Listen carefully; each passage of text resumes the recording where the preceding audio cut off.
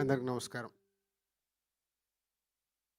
ముందు ఈ సినిమా దర్శకులు యుగేందర్ గారికి, అలాగే ప్రొడ్యూసర్స్ మహేందర్ అండ్ రాజశేఖర్ గారికి, and Sai and Archana and music director, DOP, all టెక్నీషియన్స్కి ముందు కంగ్రాచులేషన్స్.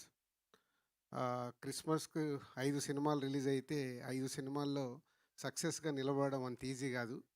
సో అలా సక్సెస్గా నిలబడినందుకు ముందు ఓల్డ్ టీమ్కి, నేను last 1 week actual out of town పోతే అన్ని సినిమాలు ఫాలో చేస్తూ ఉన్నాను, ఏది ఎలా ఉంది అని. దాంట్లో శంబాలకు 100% మార్క్స్ పడడం, మంచి అప్రిషియేషన్ రావడం, అలాగే సక్సెస్ఫుల్గా నిలబడడం హ్యాపీ థింగ్. ఎందుకంటే ఆదికి 25th ఫిలిం అంట. సో 25th ఫిలిం సక్సెస్ రావడం అనేది ఈజ్ ఎ గుడ్ థింగ్. పోతే కమ్బ్యాక్ అంటున్నావు, ఆయన సీనియర్ కాదు, ఇంకా జూనియర్. సీనియర్స్ సక్సెస్లో వెనకబడి వచ్చినప్పుడు వాళ్ళని కమ్బ్యాక్ అనాలి. సో కరెక్షన్ చేసుకోండి, ఎందుకంటే ఇంకా చాలా ఉంది. ఇంకా 40 ఏళ్ళు పని చేస్తాడు, అలా నాన్న 50 ఏళ్ళు కంప్లీట్ చేశాడు, అది ఇంకా మినిమం 40 years కంప్లీట్ చేయాలి.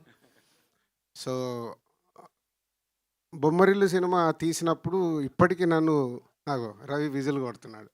సో బొమ్మరిల్లు ఫాదర్ గురించి తీశారు అని చాలా ఫ్యామిలీస్లో 20 years బ్యాక్ తీసిన సినిమా చాలా చేంజెస్ తీసుకొచ్చింది. నిజంగా బొమ్మరిల్లు 2 తీయాల్సి వస్తే సాయి కుమార్ గారు ఆది వాళ్ళ స్టోరీ పెట్టి తీయాలి.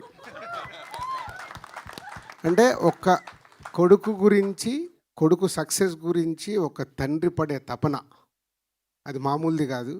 సో దానికే సాయి కుమార్ గారు అంటే బ్యాక్ బోన్. అంటే కొడుకు యాక్ట్ చేస్తే ఆ సినిమాలో పనిచేసిన మీ అందరికీ బ్యాక్ బోన్ అయ్యాడు, కొడుకు ఒక్కడికి కాదు, సో హోల్ సినిమాకి. సో తనకున్న relations, is a nice man, అందరితో బాగుంటాడు. సాధారణంగా ఇండస్ట్రీలో అందరితో బాగుండడం కుదరదు, బట్ సాయి కుమార్ గారికి ఒక్కడికి చెల్లింది, అందరితో బాగుంటారు, అందరికి ఈజీగా యాక్సెస్ ఉంటుంది. సో అలాగే నాకు మార్నింగ్ చూస్తే బ్రేక్ఫాస్ట్ చేస్తున్న టింగ్ అని మెసేజ్ వచ్చింది. సో అన్ని నేను ప్రోమో, ఇది లాంగ్ బ్యాక్, దీని ప్రోమో ఫస్ట్ రిలీజ్ అయినప్పుడు సాయి కుమార్ గారు పంపించినప్పుడు చూసినప్పుడే చెప్పా all the best, is looking good అని. సో అలాగే సినిమా కూడా బాగా అయ్యి సక్సెస్ అయినందుకు మీ అందరికీ thank you. So not easy, ఈ రోజుల్లో ఒక సినిమాని ప్రేక్షకులని సాటిస్ఫై చేయడం అంత ఈజీ పని కాదు. దాంట్లో సక్సెస్ అవ్వడం అంటే is a great thing.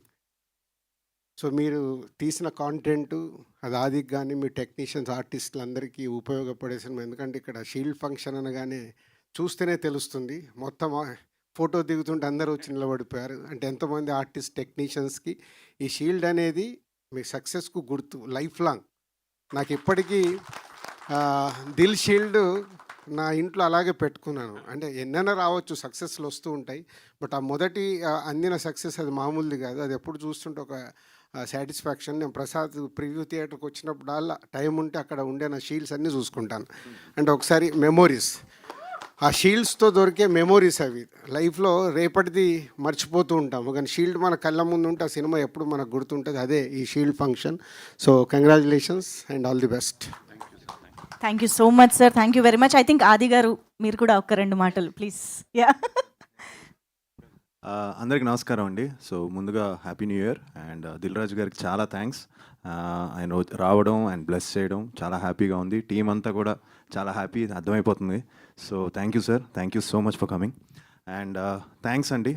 Cinema నిజంగా చాలా కాంపిటీషన్తో రిలీజ్ అయింది, అండ్ అంత కాంపిటీషన్లో రిలీజ్ అయ్యి కూడా సినిమా స్టాండ్ అయ్యి సెకండ్ వీక్ ఎంటర్ అయ్యి సెకండ్ వీక్ కూడా కొన్ని థియేటర్స్ పెరిగి it's doing very good. And thank you so much ఆడియన్స్కి, చాలా థ్యాంక్స్. ఎందుకంటే మీరు చాలా బాగా సపోర్ట్ చేశారు, you supported, you gave us the love. మీ అందరికీ జెన్యున్గా సినిమా నచ్చి మౌత్ టాక్తో ముందుకు తీసుకెళ్లారు. సో మీ అందరికీ చాలా థ్యాంక్స్. అండ్ యా, ఇంకా ఆల్రెడీ నేను సక్సెస్ మీట్లో మాట్లాడేశాను కాబట్టి సో థ్యాంక్ యూ. అండ్ ఇంకా మీట్ తప్పకుండా మంచి ఫిల్మ్స్ చేస్తాను, బాగా ప్లాన్ చేసుకుంటాను. And my best wishes to Sankranti films అండి. అన్ని సినిమాలు రిలీజ్ అవుతున్నాయి, అవి కూడా అన్ని బ్లాక్ బస్టర్ అవ్వాలని మనస్ఫూర్తిగా కోరుకుంటున్నాను. థ్యాంక్ యూ అండి, thank you much. Perfect Aadi గారు, thank you very much. So Dil Raju గారు ఫ్లైట్ టైం అయిపోతుంది కాబట్టి మనం వెంటనే షీల్డ్